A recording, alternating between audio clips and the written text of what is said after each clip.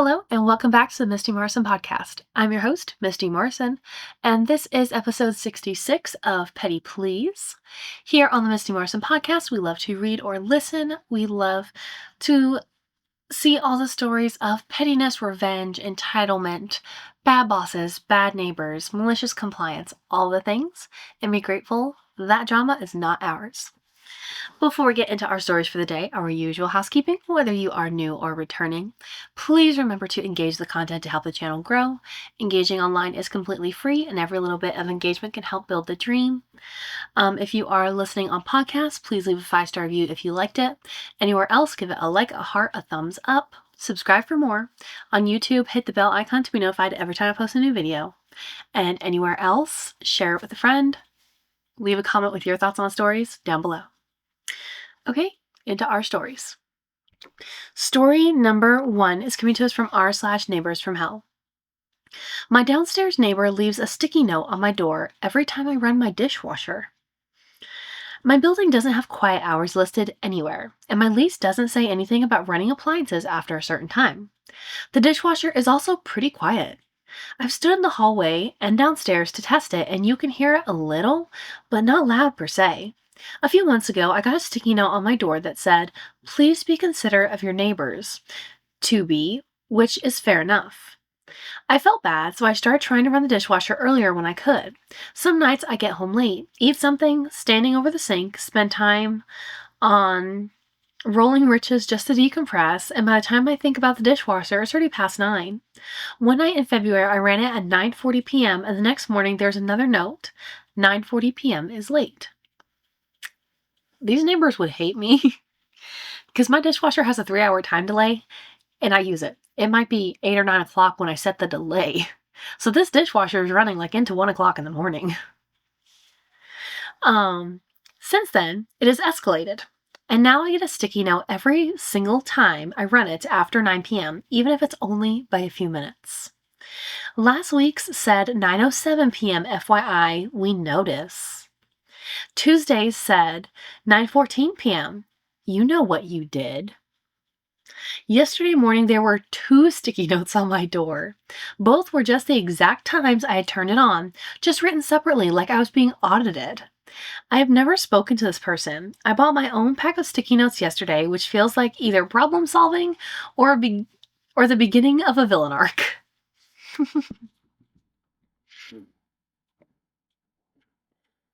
There's a gold box comment first thing. It says, leave your own sticky note on the door. I know when I run my own dishwasher.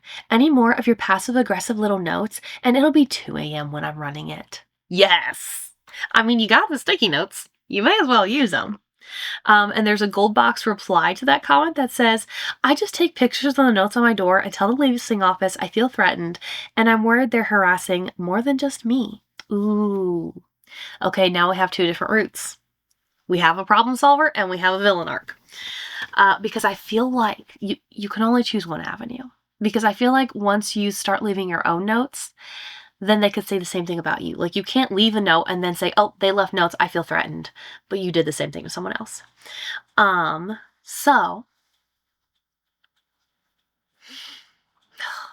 Okay, I really love the passive-aggressive note thing. Because, I mean, knowing you don't have any quiet hours listed, and it's a dishwasher. My dishwasher has never woke me or my child up in the middle of the night. Never. It has never kept us up. So I would have to go with the second gold box option to take pictures of everything. I hope you've already saved everything you've gotten so far. Like, take pictures of them on your door, save the notes, and turn copies of everything into the leasing office. Tell them you feel threatened or harassed and see what happens. If they're helpful, great. Hopefully the problem stops. If they're not helpful, then we can go down the other route and leave our own little mean notes. Because 2 can play that game. If you're going to audit my behaviors in my own rental unit, I can be that way too. We can take the high road first, and then if that doesn't work, we can detour. That was a good one. Story number 2. I don't think I clicked it before. No. Story number 2 is coming to us from r/neighbors from hell. My neighbor lets their cat use my flat as a litter tray. This one is labeled Apartment NFH. Hi all, I'm looking for advice on how to proceed with my rather inconsiderate neighbors. For context, I, 28 female, live in a 3-story flat building on the top floor with my partner and 2 toddlers. We live in a UK council/housing association building, so our local town's council is in charge of our building. Our flats have small balconies and storage cupboards outside on the back of the building. The building door and hallway goes down the middle of the building, and then there is a flat on either side that mirror each other, which means my balcony and my neighbor's balcony are right next to each other with a thick brick wall between each balcony for privacy. Our building does not allow pets. My neighbor next to me has 2 cats against the council's pet policy. In all fairness, I couldn't care less if they had pets or not. I'm typically not one to tattle on people for breaking the rules, especially considering I have broken the council's rules before. Context here, not really required, but for context, I painted my front door pink, which does not harm anybody, and is not a safety or hygiene concern. Okay, I was curious. I was like, did you have pets too? I love that you painted your door pink. Like, that sounds adorable. Because my neighbor has cats, you'd think that naturally she would have a litter tray, etc. for the cats to do their business. I would think that. She does not. Instead of providing her pets with a suitable place to do their business, she lets them out onto her balcony. These cats are outdoor cats and like to explore, so when these cats are let outside, they do not stay on her balcony alone. My toddlers have toys and furniture on my balcony that they like to play with when the weather is nice. We also kept a number of tools on our balcony locked away, as there is not enough storage space inside. Now that I've the context out of the way, my neighbor's cats jump across the walls to my balcony every day and mark their territory and shit all over my balcony, including right in front of my back door. They have damaged my drill and other tools by peeing over my belongings and ruined easily around €80 of children's toys. No. The first time this happened, I let my neighbor know, and she apologized and said that firstly she'd get a net so that the cats couldn't jump across anymore, but her partner would also come over and clean my balcony. A net was not purchased at any point, but her partner did clean my balcony on this occasion. This has since continued repeatedly for the last 18 months. No. They've cleaned the balcony a total of 4 times and now have stopped responding to my messages and ignoring me when I knock on their door. My partner and I have attempted to put a net up ourselves, not that I should have to, but due to damage to our side of the wall from the previous tenant, the wall crumbles when touched. The net did not stay up for longer than 24 hours. My partner bought spikes to try and prevent the cats from jumping over against my wishes. I don't like the cats using my balcony as a toilet, but I don't want any harm to come to them. This made no difference. My partner has started flinging the poop back over to their balcony and has even put it in an Amazon box and left it outside their door. Hey. I have also made a complaint regarding this to our council, who have ignored my complaint. Of course they did. I'm not sure what else I can do to stop this. Does anybody have any suggestions? Thanks. There's an edit first. And I know you said you don't want any harm to come to the cats, but there are live traps. You bake the trap with some cat food, the cats go inside, and you deliver them to the animal shelter. Yes, you do. And if your neighbors ask you where the cats are afterwards, if you feel so inclined, you simply say, oh yes, they're at the local shelter now. They kept trespassing, so I removed the trespassers. And then they can deal with it from there. They can get them back if they want to, knowing full well you would do it again. If you don't want harm to come to them, which I get, they were not trained. It's not their fault that they were not trained.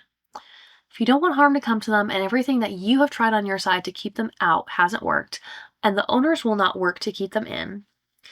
I know you're in the UK, I think it said. Yes, in the UK. But here in America, Pets are legally property, and you are responsible for maintaining your own property in a safe manner. For example, if your property, your cat or your dog, goes over to the neighbor's property and kills something else, that was your responsibility to either pay for the damages, replace the livestock, whatever. If your dog is out in the road and somebody runs it over, you're actually liable for the damages to their car because you were responsible for keeping your property out of public roadway. And I feel like that should apply here. I don't know. Never been to the UK. But maybe that's something you can look at, like to get the damages recouped anyway. Let's see, where were we at? Edit. My partner made the decision whilst I was out to leave our balcony door open during the heat wave the UK experienced last week. As we very rarely use our balcony because of the cat situation, I put my kids' backpacks in front of the door so that they're out of the way, as our hallway is quite small. I went to get something out of my oldest school bag to find that their cat had peed in on his bag. It went too far a long time before this. After a week of discussion with my neighbors, they are refusing to replace his school bag after agreeing initially that they would. Due to the material of his school bag, if I put it in the washing machine, it will ruin the bag. They've claimed that they cannot afford it, but they're literally ordering 40 euros worth of Dominoes almost every day, and one of them has just taken a trip to London to see a West End show, which they've posted all over their social media. I'm beyond past my breaking point, and the council will not do anything regarding it. They've not even answered my complaints. Just clarifying, due to a comment, my kids' backpacks are not on the balcony. They are in front of the door inside the flat. That was not relevant to me. Because truthfully, if you have put your kids' backpacks out on the balcony, maybe they had stinky gym shoes in there and they needed to air out. They should have been safe on the balcony.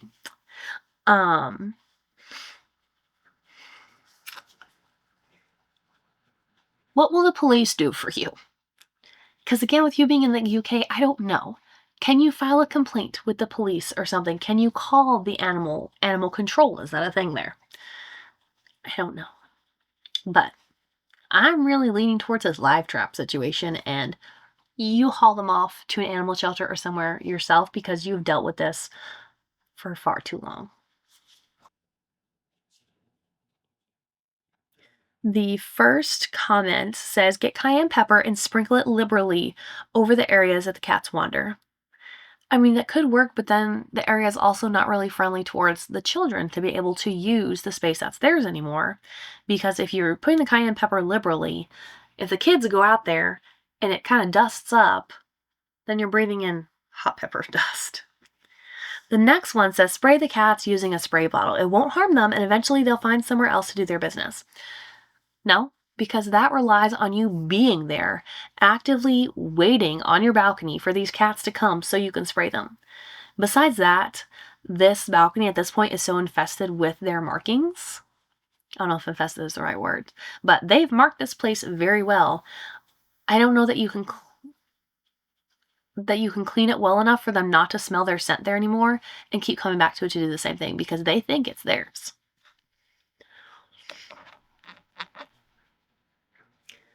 And OP replied to the one about the spray bottle and said, they're usually on the balcony ledge. I worry that if I spray them, they will fall off. I don't want to cause any physical harm to them, you know? The next comment said, don't worry. Cats always land on their feet. OP said, I live on the 3rd floor, though. Won't that hurt them?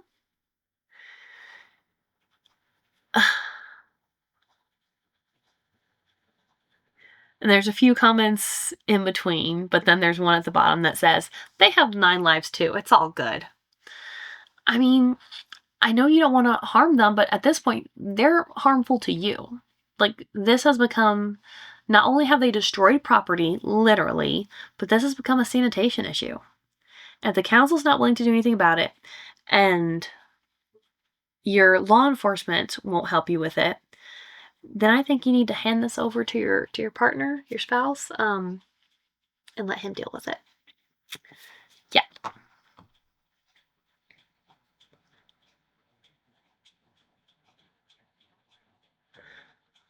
Okay. Story number 3 is coming to us from r/entitled people. Didn't book her flight home. Last month, my uncle had a heart attack. My dad flew out there immediately. My flight was for the day after. Once my dad got there, it was pretty clear my uncle was not going to survive. So I spent several hours calling relatives and arranging for their travel as best I can, so everyone who can will be able to say goodbye. We have a large and relatively close-knit family. The airport near the hospital was a small regional airport, so for most people that meant a transfer somewhere. The closest direct flights was to an airport 2 or 3 hours away, and it wasn't practical for anybody to go pick them up. My aunt, Fiona, 50s female, uncles, and dad's sister, is a completely capable adult. She's traveled internationally herself and knows how to use Uber. She told me to book her flight for her. She insisted on a direct flight, and when I told her she wouldn't be able to get picked up, she asked me to rent a car for her. I booked a flight for her on my credit card, but not a car, planning on doing it later. Before I got around to that, she called back furious that she was on a different flight than her mother. I had booked my grandma on my flight.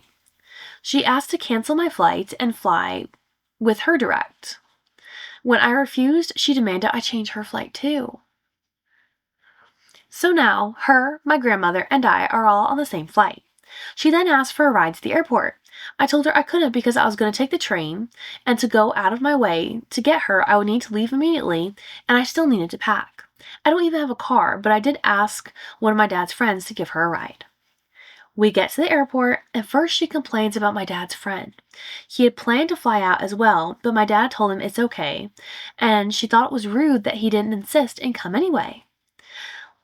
Then has a meltdown like a toddler at security because my grandma didn't bring her passport and doesn't have a real ID. It's no big deal, I fill out the form and pay the fee. Once we're at the gate, she's mad because she has a doctor's appointment in a few days she can't miss, and I didn't book her a flight back. Good grief. She's mad I booked American because that's where I had points, and she flies United because that's where she has points. She's mad I didn't use her frequent flyer number even though she sent it to me. She's mad she has a middle seat and my grandma has a window seat. Last minute flights we sit wherever there were spots, and technically the window seat was mine, but I gave it to my grandma and not her. I want to give her grace, given she just lost a brother. But this isn't an isolated incident, and I just can't wrap my head around her making such a difficult time so much worse. And no, she did not book or pay for her flight back. She made my dad do it.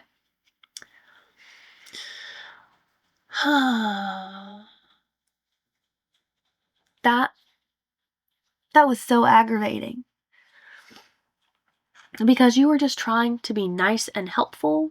You were trying to make things happen for everybody. She took such advantage of you and was so ungrateful for it. I don't like her. I don't like this person. Yeah, all of this is unfortunate.